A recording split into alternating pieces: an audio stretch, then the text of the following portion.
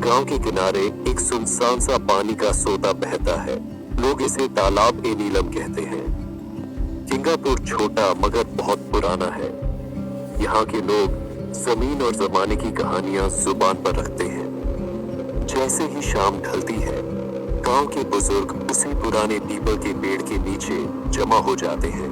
हल्की सी रोशनी की परछाइयों में वे पुरानी कहानियां सुनाते हैं, जिनमें हंसी कम और डर ज्यादा होता है। कहते हैं, जब अंधेरा गहरा कर चारों ओर फैल जाता है, तो वह पेड़ अपनी खामोश जबान में सरगोशियां करने लगता है, और जो व्यक्ति उस वक्त उसके नीचे फंस जाए, शायद वह कभी पहले जैसा वापस न लौटे। अरे हरिया, क्या तुम्हें लगता है कि रामलोचन चाचा आज भी आएंगे? पिछली बार तो हम सारी रात बैठे रहे थे, मगर वो दिखाई ही नहीं दिए थे। हाँ, मगर याद रखो, वो जब भी आता है बिना कोई राज खोले नहीं जाता। मैंने अपनी पूरी जिंदगी में ऐसा आदमी नहीं देखा। लेकिन अगर वो अब कभी न आए तो ये पेड़, ये कहानियां, सब कुछ बस पुरानी यादों में रह जाएगा। उनकी बातों के दौरान पेड़ की शाखाएं अचानक जोर से हिल उठी।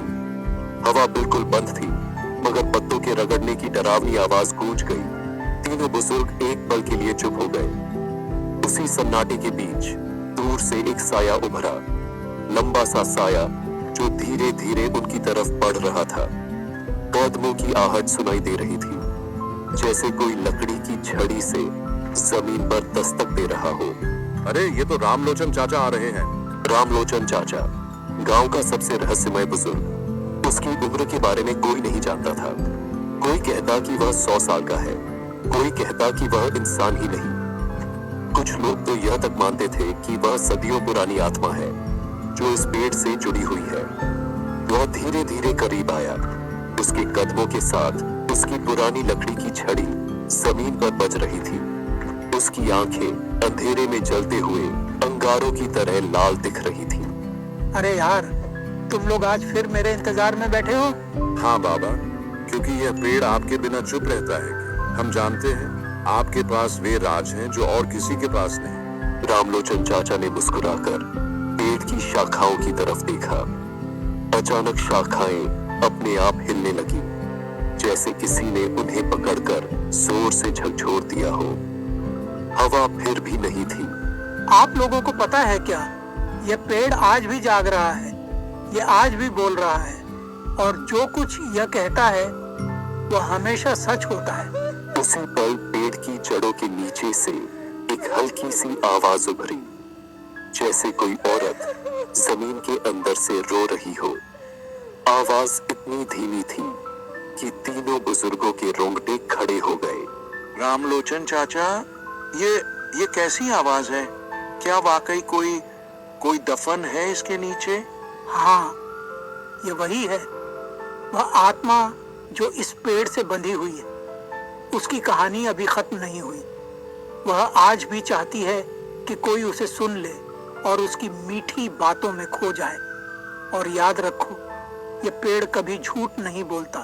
रामलोचन बाबा धीरे धीरे पेड़ के नीचे आकर बैठ गए।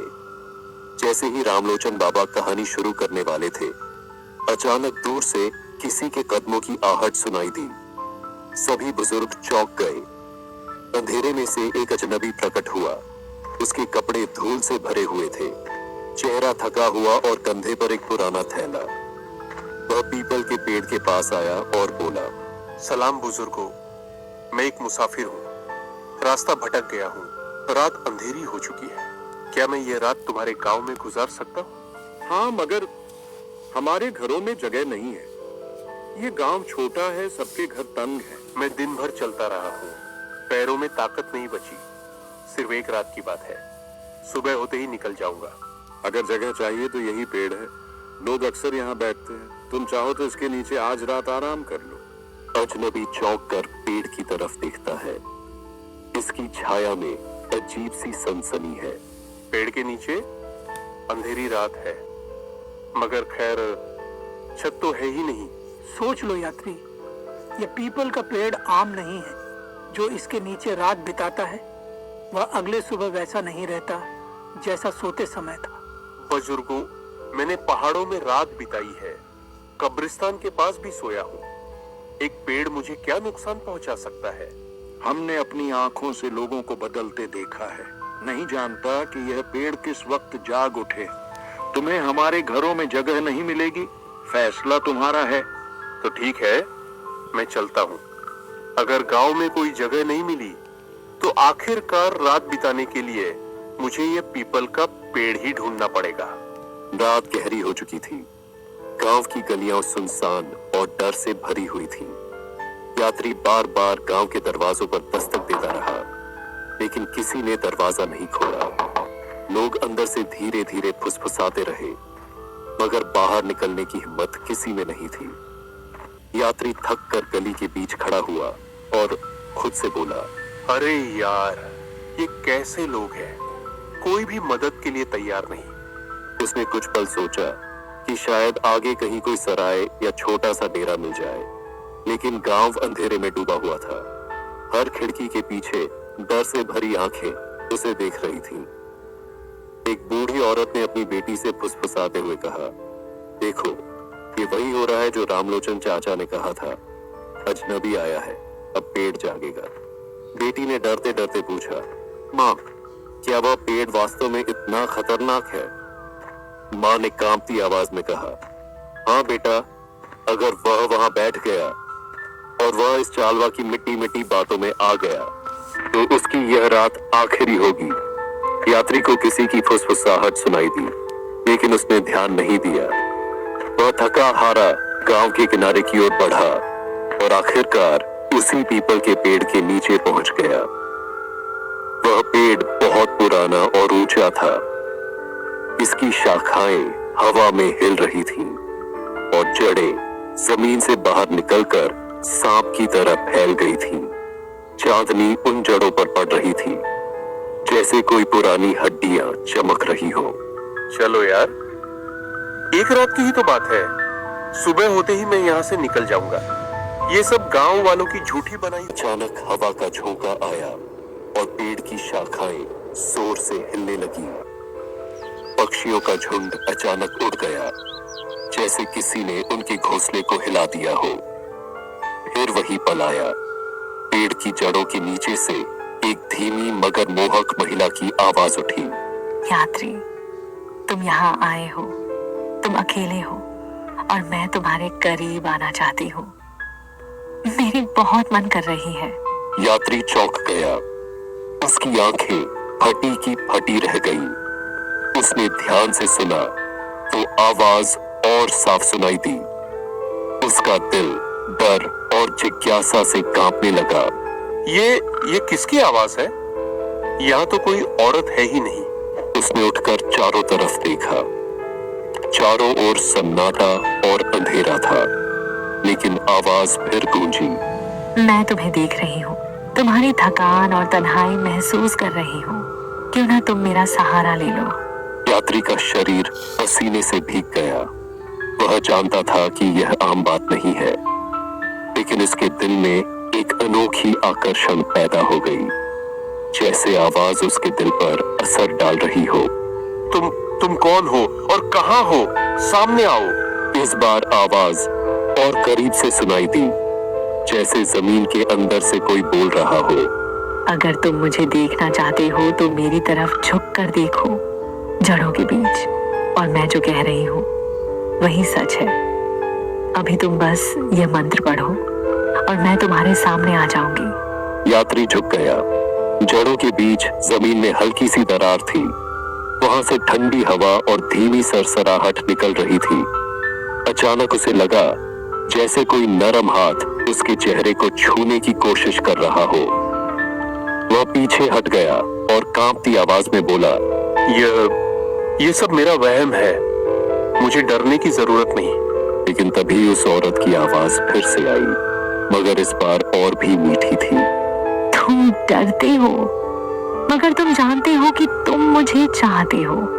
अगर तुम दम दरूद पढ़ोगे तो शायद मैं तुम्हारे सामने आ जाऊं, मगर अगर तुम मेरी बात सुनोगे तो हम दोनों हमेशा के लिए साथ रहेंगे।